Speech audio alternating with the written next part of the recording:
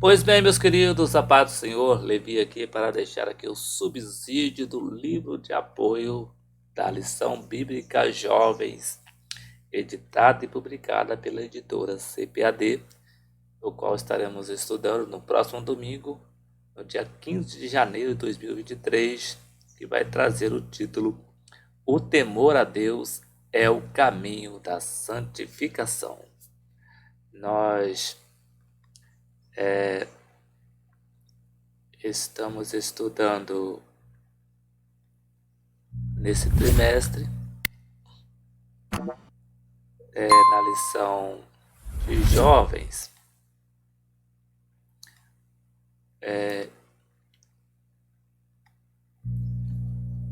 o título Separados para Deus, buscando a santificação para vermos o Senhor e sermos usados por Ele.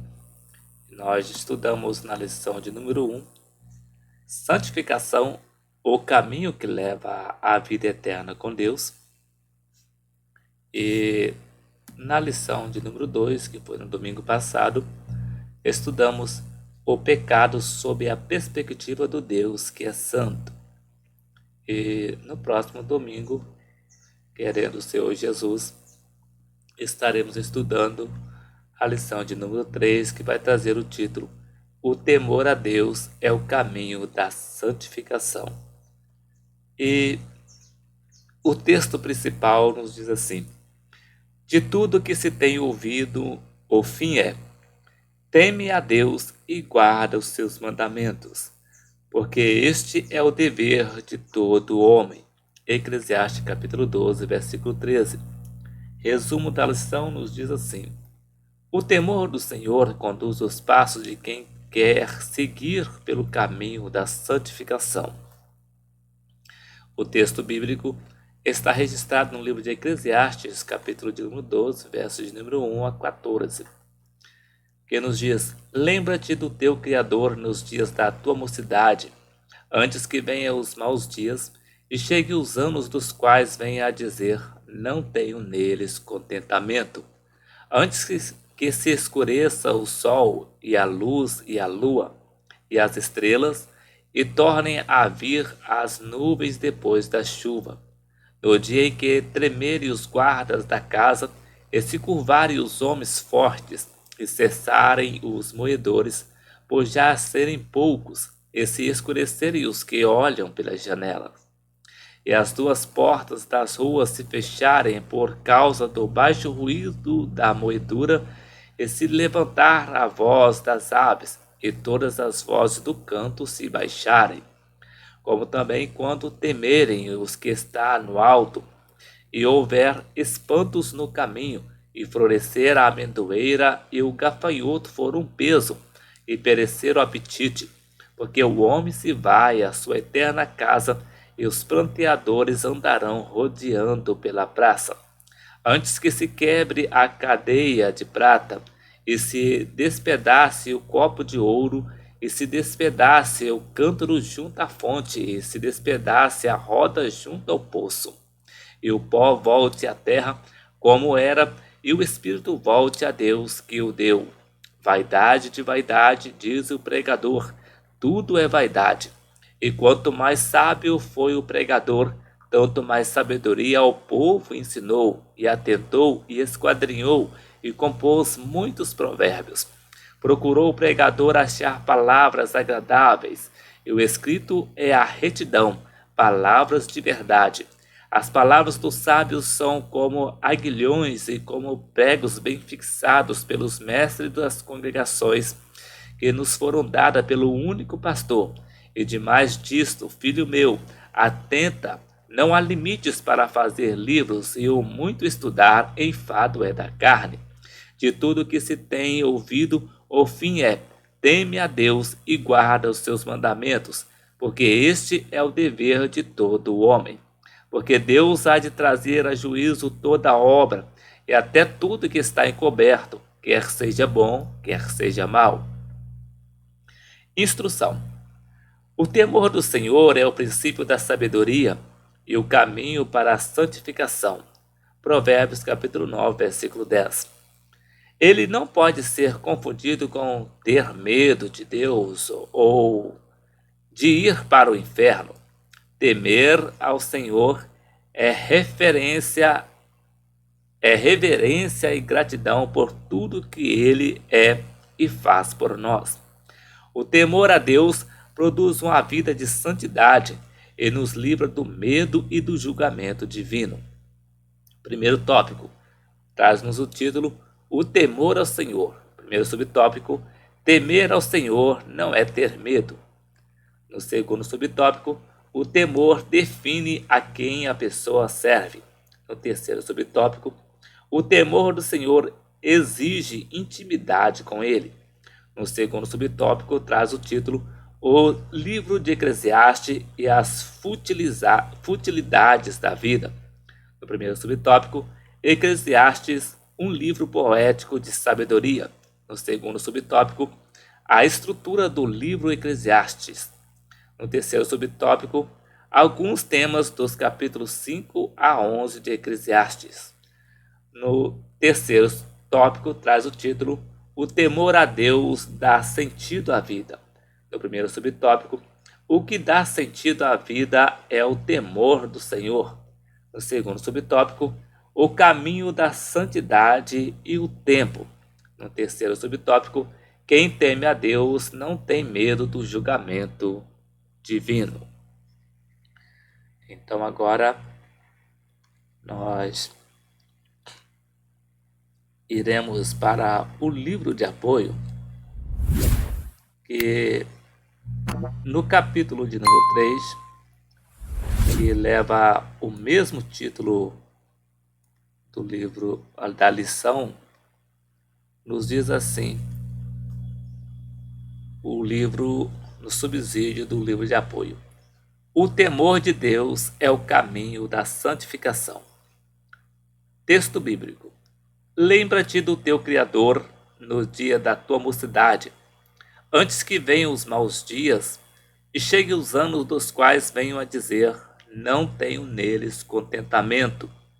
Antes que se escureçam o sol e a luz e a lua e as estrelas, e tornem a vir as nuvens depois da chuva, no dia em que tremerem os guardas da casa, e se curvarem os homens fortes, e cessarem os moedores, por já serem poucos, e se encurvarem os que olham pelas janelas, e as duas portas da rua se fecharem por causa do baixo ruído das moeduras, e se levantar a voz das aves, e todas as vozes do canto se baixarem, como também quando temerem os que está no alto, e houver espantos no caminho, e florescer a amendoeira, e o gafanhoto for um peso, e perecer o apetite, porque o homem se vai à sua eterna casa, e os pranteadores andarão rodeando pela praça, antes que se quebre a cadeia de prata, e se despedace o copo de ouro, e se despedace o cântaro junto à fonte, e se despedace a roda junto ao poço, e o pó volte à terra, como o era, e o espírito volte a Deus, que o deu. Vaidade, vaidade, diz o pregador, tudo é vaidade. E quanto mais sábio foi o pregador, tanto mais sabedoria ao povo ensinou. E atentou, e esquadrinhou, e compôs muitos provérbios. Procurou o pregador achar palavras agradáveis, e o escrito é a retidão, palavras de verdades. As palavras dos sábios são como aguilhões e como pregos bem fixados pelos mestres das congregações, que nos foram dadas pelo único pastor. E de mais disso, filho meu, atenta, não há limites para fazer livros, e o muito estudar enfado é da carne. De tudo que se tem ouvido, o fim é: teme a Deus e guarda os seus mandamentos, porque este é o dever de todo homem, porque Deus há de trazer a juízo toda a obra e até tudo que está encoberto, quer seja bom, quer seja mau. Eclesiastes capítulo 12, versículos de 1 a 14. O temor do Senhor é o princípio da sabedoria e o caminho da santificação. Ele não pode ser confundido com ter medo de Deus ou de ir para o inferno. A reverência e a gratidão que produzem uma vida de santidade sincera livram do medo do julgamento divino. O que é temor do Senhor? Temor do Senhor não é ter medo de Deus. Quando se fala de temer algo, a primeira coisa que vem em mente é de que esse algo provoca medo e assombra. No caso do temor do Senhor é diferente. Ele não causa opressão, insegurança e perturbação. Pelo contrário, esse temor está ligado mais na relação do amor do que do medo. O cristão salvo, por amor, tem medo de desagradar ou entristecer a Deus e seu Espírito Santo. Afinal, como ter intimidade com alguém de quem você tem medo e pavor? Isso é impossível. Seria uma relação doentia e prejudicial. Para simplificar, eu quero contar uma experiência pessoal quando novo convertido. Eu tinha uma grande sede pelo estudo da palavra desde cedo.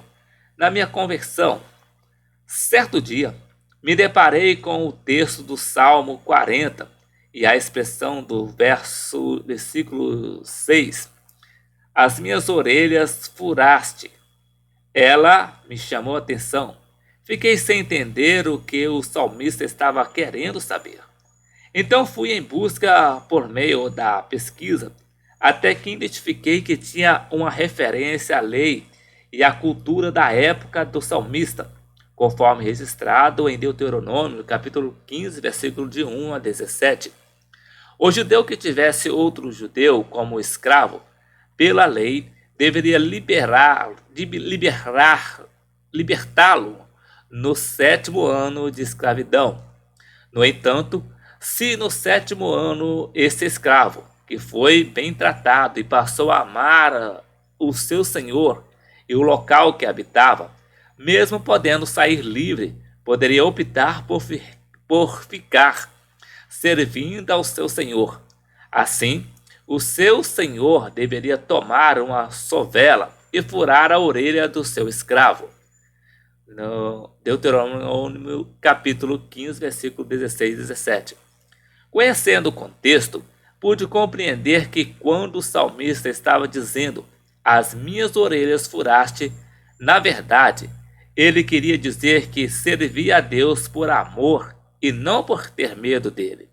O salmista estava demonstrando que servia a Deus por gratidão por tudo que havia feito em benefício dele.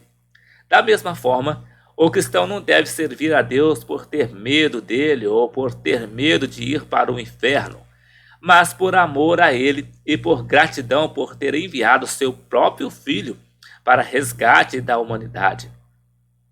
Berveri afirma que o santo temor é manifesto pela nossa obediência incondicional a ele, quer entendamos o que ele está pretendendo ou não.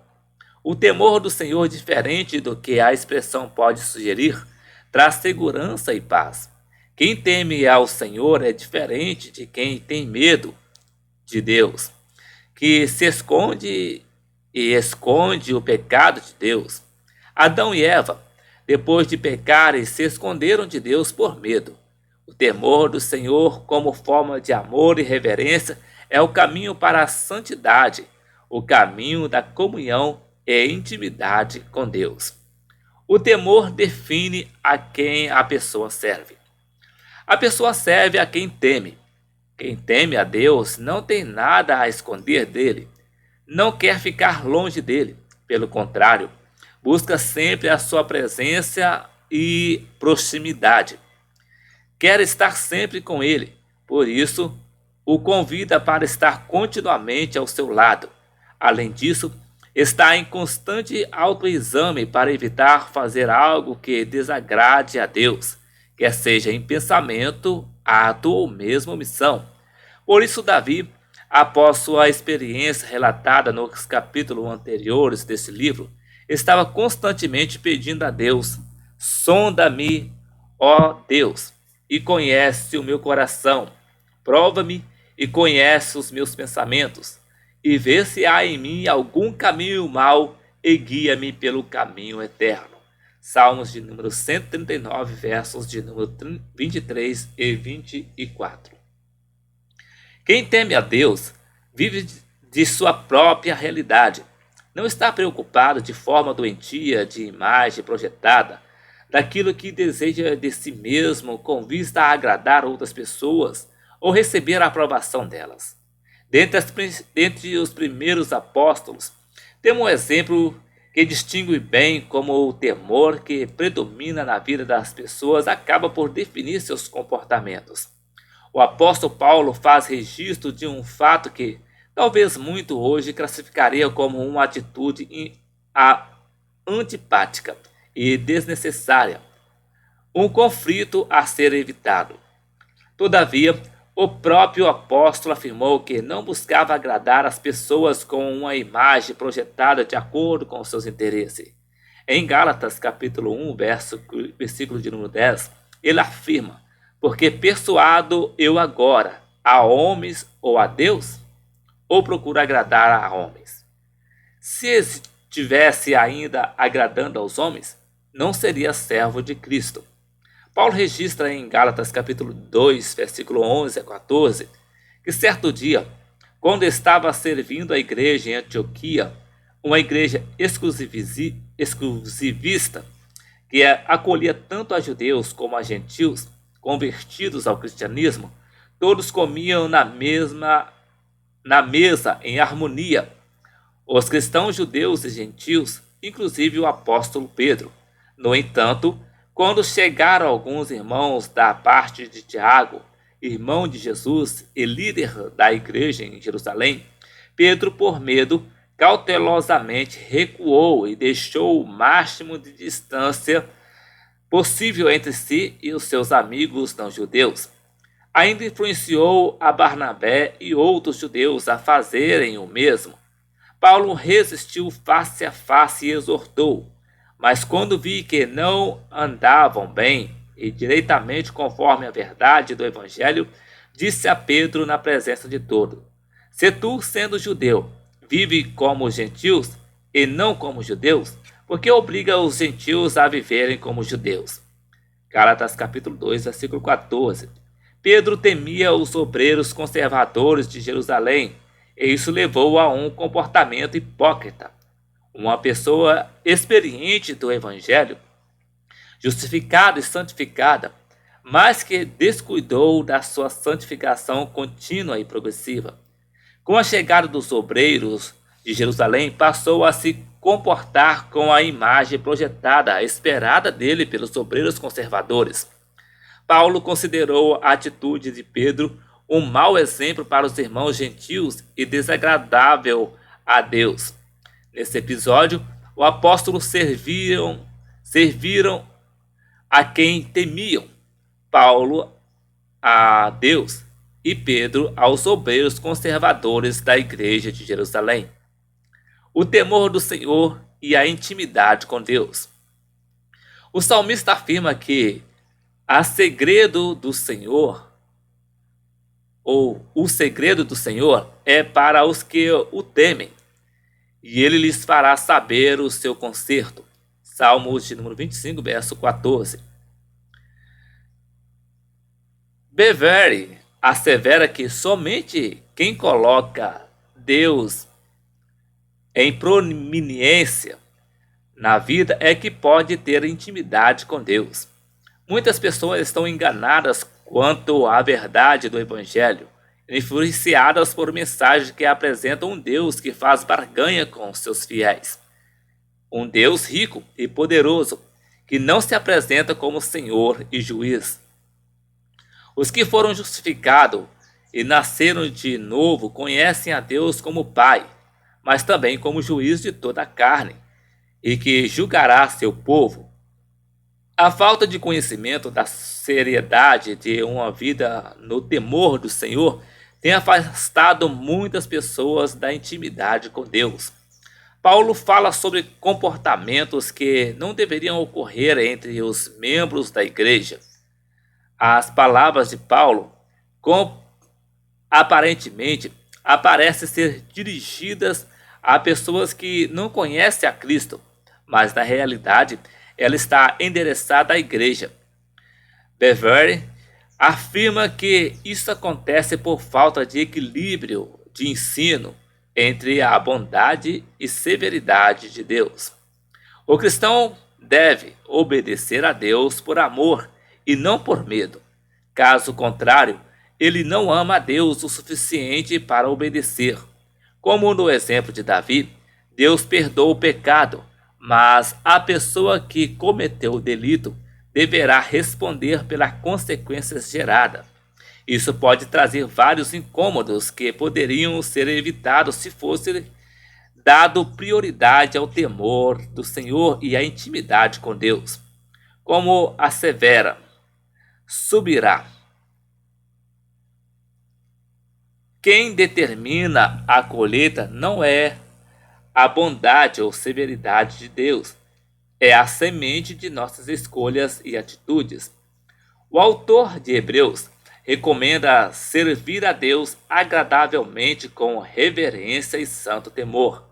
Hebreus capítulo 12, versículo 28, na revista Almeida atualizada. Quando você tem intimidade com alguém, essa pessoa dá conselhos e a orienta quando vê que você está em perigo. Essa é a função do Espírito Santo para a manutenção da comunhão com Deus. Deus nos corrige para sermos participantes da sua santidade. Hebreus capítulo 12, versículo 9 e 10. Não troque sua intimidade com Deus por prazeres momentâneos e efêmeros. Chegai-vos a Deus e ele se chegará a vós. Tiago capítulo 4, versículo 8. O livro de Eclesiastes e as futilidades da vida. Eclesiastes, um livro poético de sabedoria. O livro de Eclesiastes faz parte de uma das classificações dos livros bíblicos, chamado de livros poéticos. Os livros poéticos também têm sua classificação própria. Os livros hínicos, salmos e cânticos dos cânticos, e os livros sapienciais ou de sabedoria, Jó, Provérbios e Eclesiastes. Muitas pessoas não dão o devido valor aos livros dessa categoria por entender que não contém questões teológicas com profundidade. Todavia, aquelas que se dedicam com esmero no estudo dessa coletânea de livros percebem que essa desconfiança não procede, pois esses livros contêm não somente temas teológicos profundos, como, em especial, orientações para uma vida cristã prática e em santidade.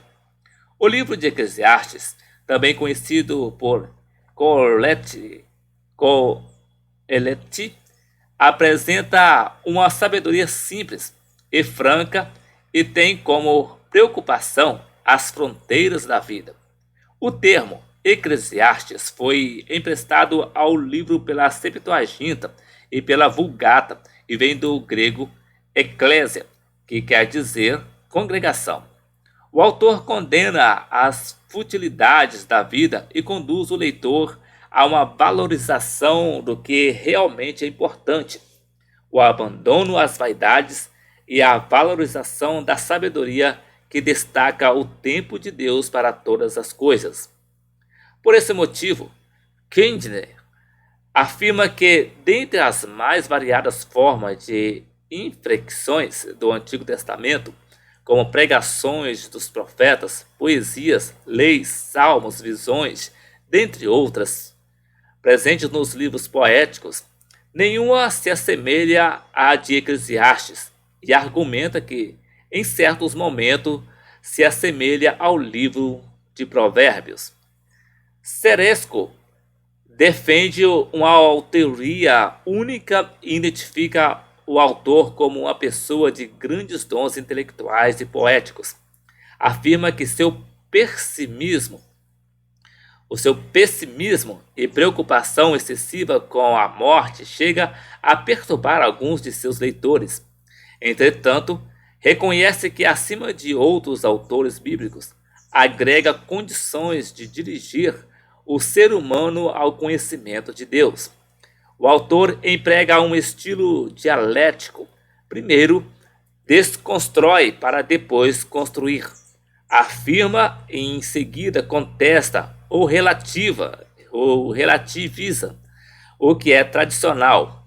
Faz perguntas que são, na realidade, questionamentos da própria rotina da vida do ser humano.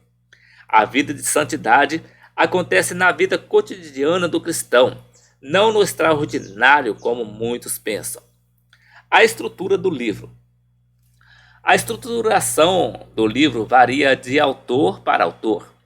Abaixo está uma proposta para nortear o estudo do texto do livro e para auxiliar a compreensão do conteúdo abordado.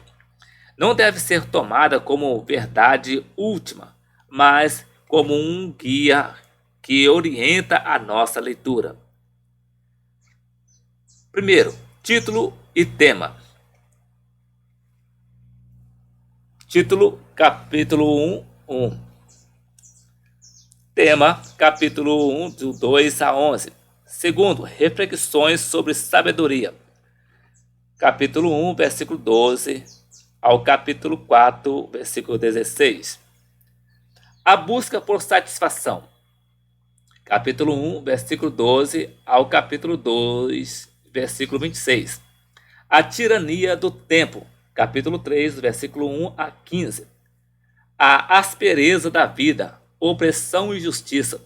Capítulo 3, versículo 16 ao capítulo 4 a 3. Ou capítulo 4, versículo 3. Uma crítica ao trabalho. Capítulo 4, versículo 4 a 12. A transitoriedade da fama.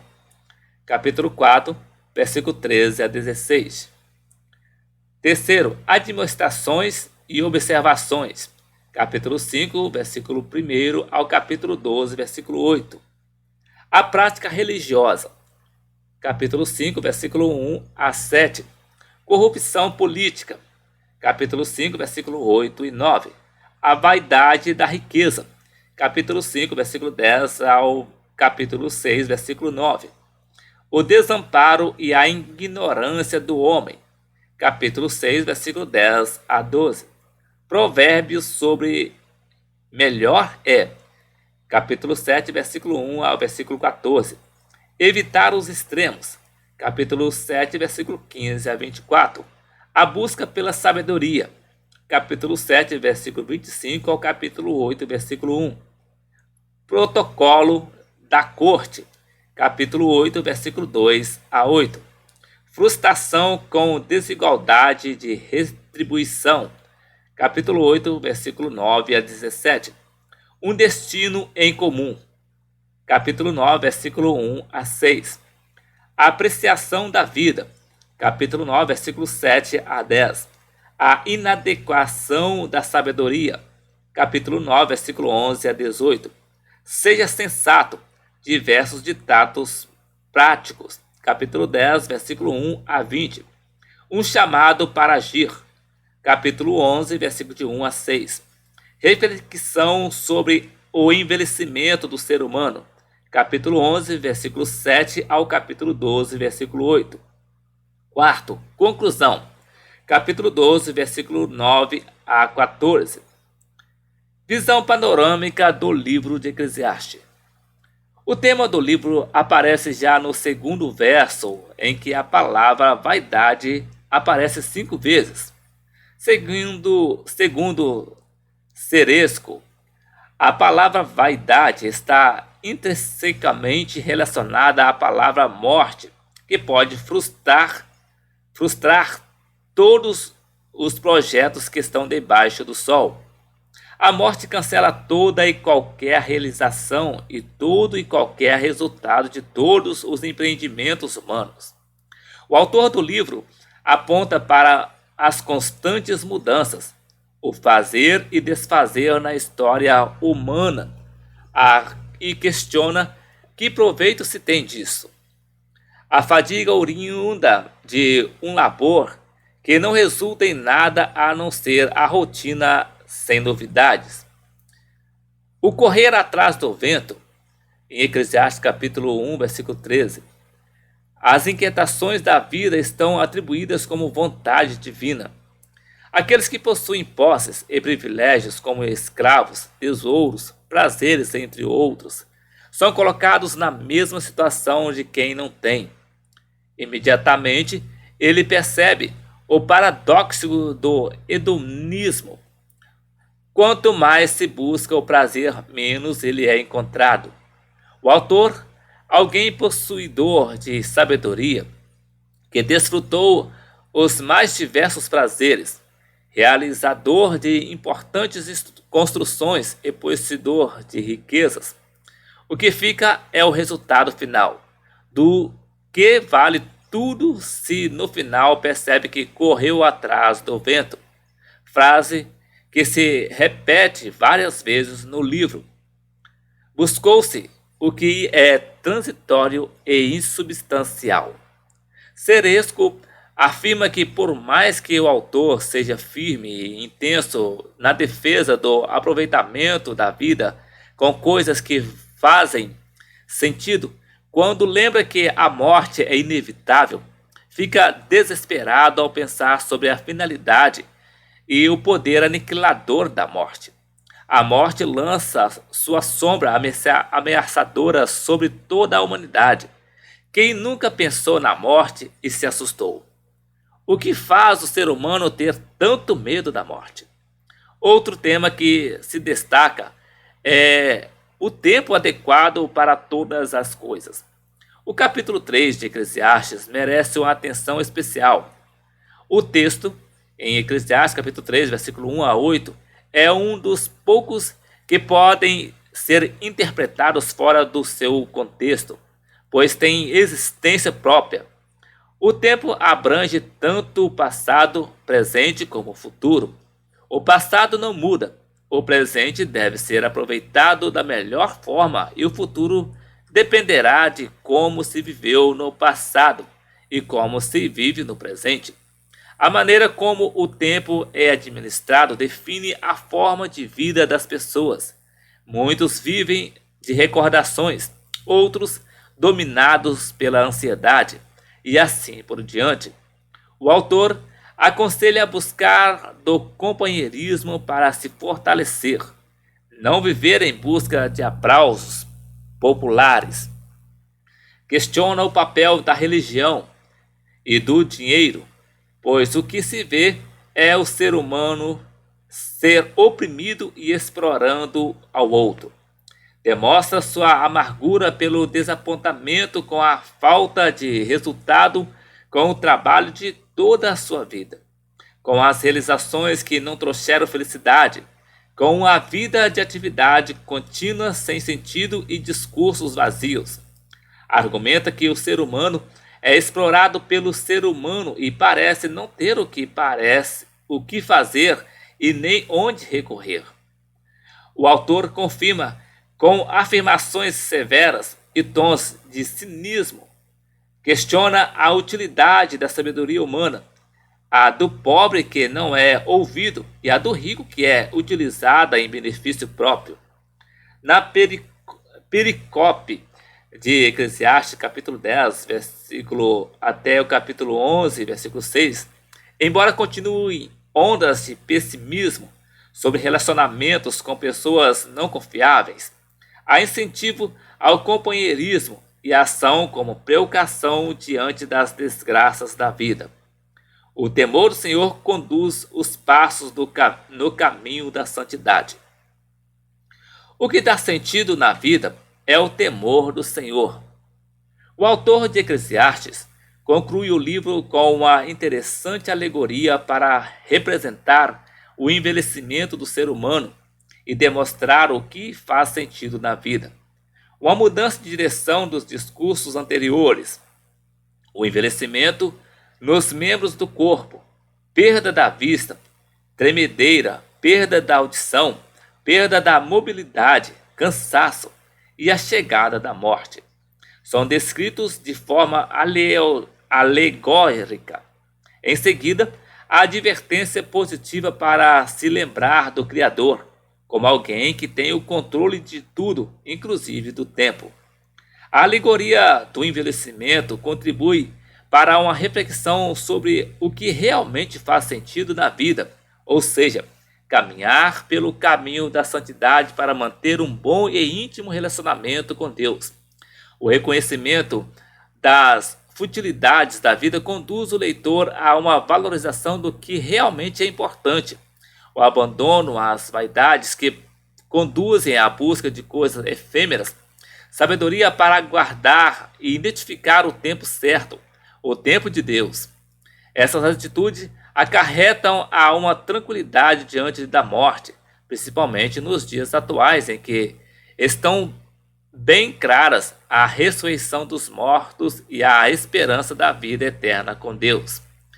As pressões sociais e econômicas produzem um colapso na vida das famílias tradicionais e tiram o sossego de pais e filhos. A busca desenfreada pelo poder a qualquer custo, o relaxamento moral, a inversão de valores e a falta de referência têm impactado na fé de muitos cristãos que não construíram uma boa fase para a sua fé.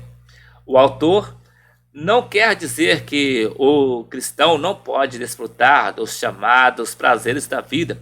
Os prazeres foram criados por Deus para serem desfrutados, mas dentro de um padrão moral recomendado pela palavra de Deus. Os desejos do cristão devem se voltar para o que é permanente e não ao que é transitório e efêmero. Caso contrário, a vida não terá sentido, não valerá a pena ser vivida. Ser vivida. Por isso, o autor conclui o capítulo aconselhando a temer a Deus e obedecer os seus mandamentos, ou seja, andar pelo caminho da santidade e, consequentemente, intimidade com Deus.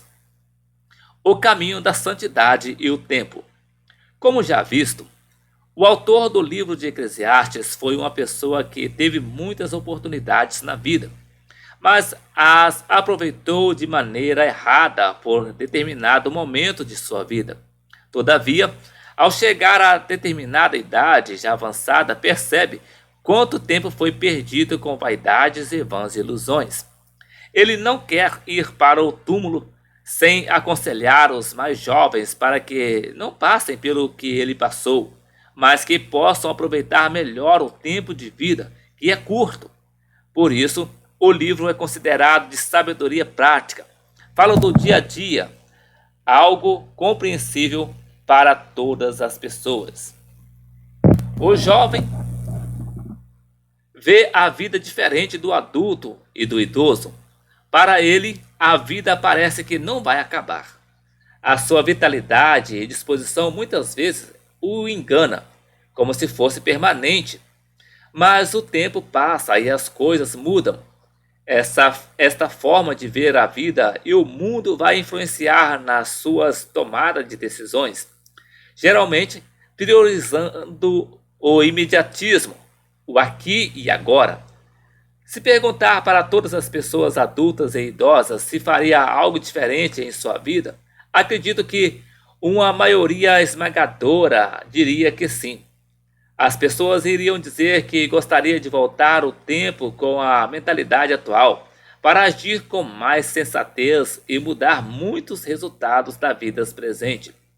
O autor, já idoso, aconselha lembrar do Criador, temer o Senhor e guardar os seus mandamentos nos dias da mocidade, ou seja, fazer isso o quanto antes.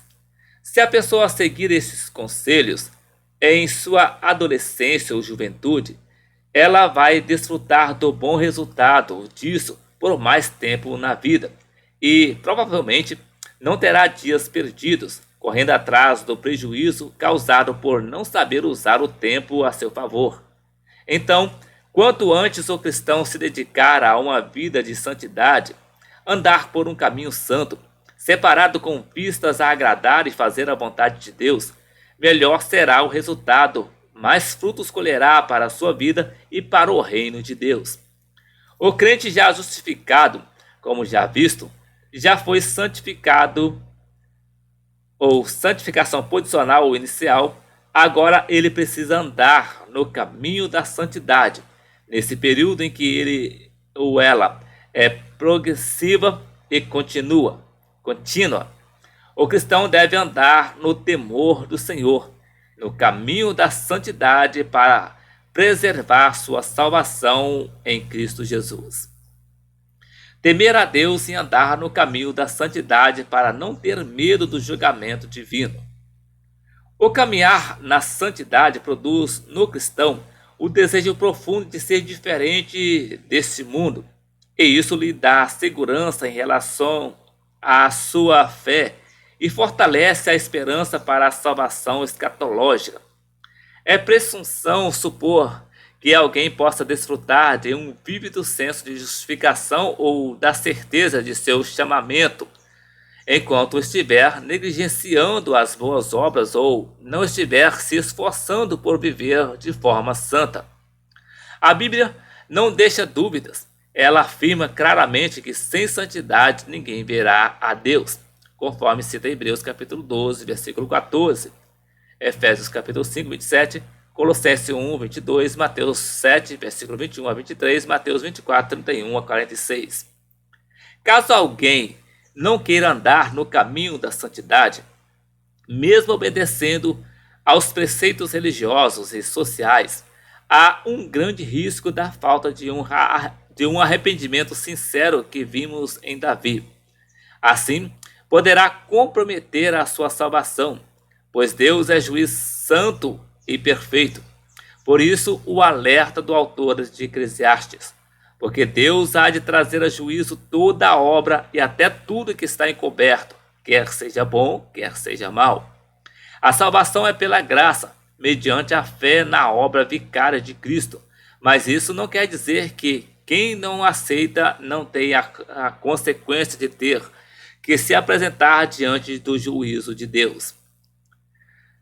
Candner afirma: temer a Deus é uma convocação que nos coloca no nosso devido lugar, e a todos os demais temores, esperanças e perplexidades nos seus devidos lugares. A frase é um incentivo ao cristão de encontrar consigo mesmo e fazê-lo sair da apatia. O fato de que todos os seres humanos de toda a história serão julgados por Deus está intimamente ligado à ideia da santidade de Deus. Deus, como juiz, julgará de acordo com as obras de cada um segundo o seu padrão de santidade. Deus conhece todas as intenções dos corações e atos cometidos por todas as pessoas, e seu julgamento, diferente do sistema jurídico humano, não possui qualquer engano ou erro. O julgamento de Deus tem como objetivo a vindicação da justiça e santidade do próprio Deus, pois não possui aspecto somente escatológico, mas também se manifesta ao longo da caminhada de cada pessoa. Nesse último caso, ainda em vida, tem a finalidade de levar o ser humano ao arrependimento com vista a mudanças de comportamento e aperfeiçoamento no caminho da santidade. O temor do Senhor impulsiona o cristão a livrar-se de todo o embaraço e pecado. Fazendo uma parafrase, a mensagem de Eclesiastes capítulo 12 pode ser resumida no seguinte conselho: jovem, aproveite enquanto tem bastante tempo de vida. Ande pelo caminho da santidade por meio do temor do Senhor, para que, quando envelhecer, não se arrependa da forma que viveu, pois no final terá que apresentar-se diante de Deus, que é amor, mas também é justo em julgar e julgará as suas obras, segundo as suas palavras e sua santidade. E voltando aqui para deixarmos aqui a conclusão da lição. A conclusão nos diz assim: fazendo uma parafrase de Eclesiastes, capítulo 12, o seguinte conselho: jovem, aproveite enquanto tem bastante tempo de vida para andar pelos caminhos da santidade, para servir o Senhor e glorificar o seu santo nome. Viva no temor do Senhor, para que, quando envelhecer, não se arrependa da forma como viveu. Saiba que um dia todos terão de se apresentar diante de Deus, que é amor, mas também é justo, e prestarão contas de todas as ações. Então, meus queridos, esse aqui foi o subsídio do livro de apoio da lição bíblica Jovens, publicada e editada pela editora CPAD, da lição de número 3, que trouxe o título O temor a Deus é o caminho da santificação. E na próxima semana, querendo o Senhor Jesus, regressaremos aqui para nós deixarmos aqui o subsídio do livro de apoio da lição de número 4, que vai trazer o título A Santificação e a Palavra de Deus. Então, que Deus em Cristo abençoe a sua vida e até o próximo vídeo, querendo o Senhor Jesus.